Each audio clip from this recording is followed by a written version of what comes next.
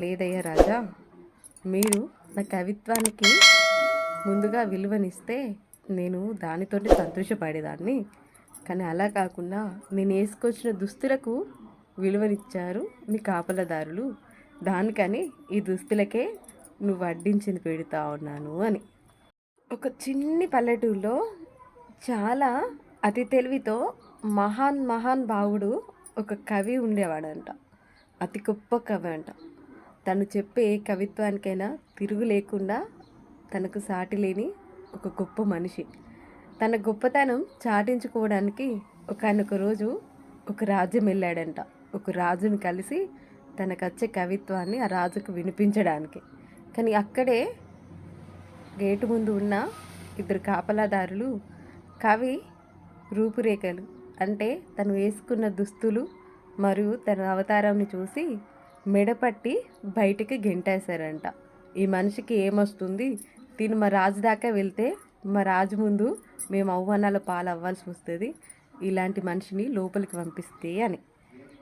దానితో ఆ కవి చాలా సిగ్గుచేటుకు గురయ్యి అవమానం పాలయ్యి తన ఇంటికి వచ్చి బాధపడుతూ ఉండడంట. అప్పుడే ఆ కవి యొక్క భార్య అడిగిందంట, ఏమైందయ్యా, ఈరోజు ఒక రాజ్యం వెళ్ళావు కదా, ఆ రాజుకి ఏదో కవిత్వం చెప్పి నీకు వచ్చిన కళని నిరూపించుకోవడానికి, కానీ ఇంటికి వచ్చి ఎందుకు ఇలా చింత చెల్తా ఉన్నావు అని, అంటే బాధపడుతూ ఉన్నావు అని. అప్పుడు ఆ కవి అన్నాడంట బాధపడుతూ, అక్కడ ఉన్న కాపలాదారులు నా అవతారాన్ని చూసి మెడపట్టి బయటికి తోసేశారు, నన్ను అవమానించారు అని. అప్పుడు తన దగ్గర ఉన్న అతి కొద్ది డబ్బుతో తనకు మంచి బట్టలు తీసుకుందంట. పట్టు పంచ, మంచి చొక్కా, దాని మీద మంచి కాండువ.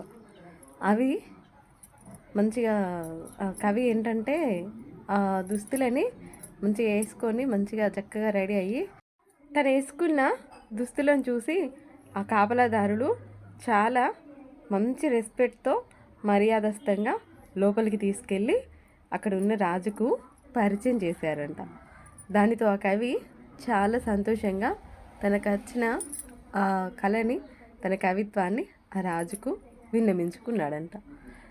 రాజుకు చాలా బాగా నచ్చి కవిని చాలా రాజమర్యాదలతో సత్కరించాలి అని నిర్ణయించుకొని తనతో పాటు భోజనం చేయడానికి కూర్చుండబెట్టి మంచిగా పంచపక్ష పరమాన్నాళ్ళతో వడ్డించారంట కవికి.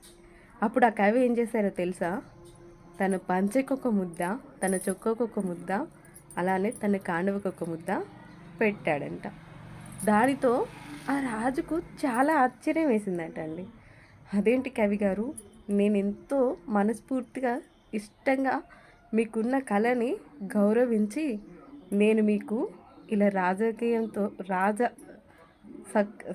సారీ నాకు అనడానికి రావట్లేదు, రాజమర్యాదలతో నిన్ను విందుతో ఆహ్వానిద్దామనుకుంటే నువ్వు ఇలా చేసావేంటి అని. దానితో కవి అన్నాడంట, లేదయ్యా రాజా, మీరు నా కవిత్వానికి ముందుగా విలువనిస్తే నేను దానితోటి సంతోషపడేదాన్ని. కానీ అలా కాకుండా నేను వేసుకొచ్చిన దుస్తులకు విలువనిచ్చారు మీ కాపలదారులు. దానికని ఈ దుస్తులకే నువ్వు వడ్డించింది పెడతా ఉన్నాను అని.